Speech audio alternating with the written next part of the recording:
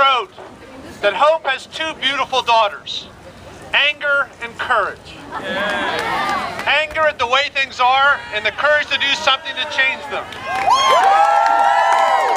Look, today we're angry. We have just inaugurated a man who shows profound disrespect for women. A man who lies profusely and without apology. A man who would deport our American children. A man who may have been elected with a little help from Putin and Russia.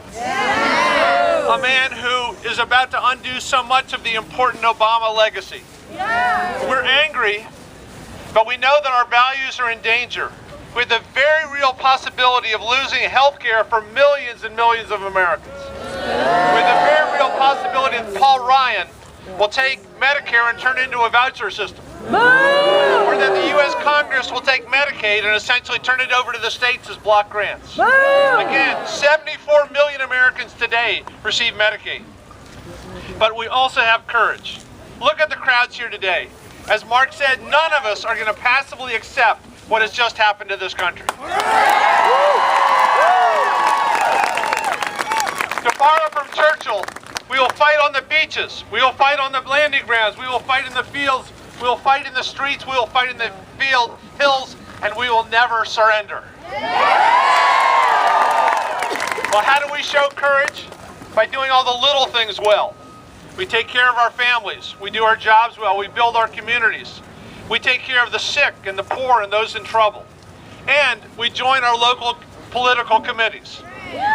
We send in the $25 and show up at the meetings and knock on doors and register people to vote and make sure they show up. In 2017 in Virginia, in 2018 for the Take Back the U.S. House, and in 2020 to dump Trump.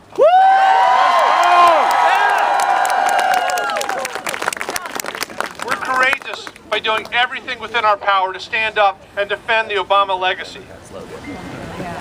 There is so much that we see here today, hopefully many more people today than yesterday. But we also have to realize that Dag Hammarskjöld wrote that all life asks of us is that we live it with courage.